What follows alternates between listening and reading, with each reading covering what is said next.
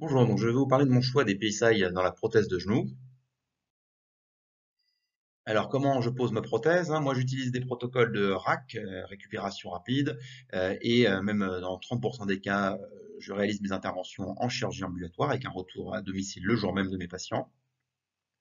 Sur le plan technique, je fais d'abord subvasif, mini-invasif, dont l'intérêt est de préserver les plans musculaires, notamment le vince interne et le tendon quadricepital. Ma prothèse est placée selon un alignement cinématique, c'est-à-dire que je garde la déformation naturelle du patient. Ça va permettre, bien sûr, de conserver la cinématique naturelle du genou, de limiter les modifications des contraintes osseuses à l'intérieur du genou et surtout d'éviter tout release ligamentaire puisque un genou qui était équilibré avant l'intervention le sera après si on met les implants en bonne position. J'utilise également des implants à fonction cinématique qui sont des implants à médial pivot, c'est-à-dire des implants qui vont permettre de restaurer le centre de rotation au centre du plateau tibial interne et de conserver le rollback au niveau du compartiment externe du genou. L'intérêt de tout ça, c'est de restaurer une anatomie naturelle au genou et d'obtenir la meilleure fonction de manière précoce.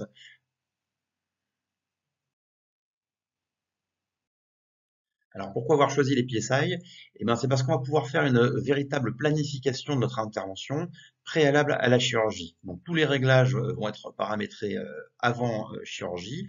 On va avoir, une fois ces réglages faits, un guide sur mesure qui va pouvoir s'adapter au patient lors de l'intervention. Et donc on va pouvoir ainsi choisir exactement la taille, la position de l'implant, qu'on fasse de l'alignement cinématique ou mécanique. Tous les choix sont possibles, tous les réglages sont possibles dans tous les plans de l'espace et on peut faire un vrai resurfaçage du genou quand on le désire. Alors l'atout de ces PSI, c'est bien sûr qu'on va gagner un temps chirurgical considérable puisque toute l'intervention va être planifiée en amont. Donc le jour J, on n'aura quasiment aucun réglage à faire de nos instruments au cours de l'intervention. On se laisse guider par les guides planifiés. Bien sûr, ça peut être aussi ergonomique puisqu'on aura moins d'ancillaires sur la table, moins de charges pour les penseuses. C'est un système qui n'est pas traumatique puisque contrairement au système de navigation, on n'aura aucune fiche à mettre au niveau diaphysaire, donc il n'y a pas de risque de fracture chez les patients. Ça limite également le saignement péropératoire puisqu'on évite par rapport à un ancillaire mécanique la visée centromédulaire. Et c'est d'une excellente fiabilité en termes de précision si on compare la planification préopératoire et le résultat chirurgical.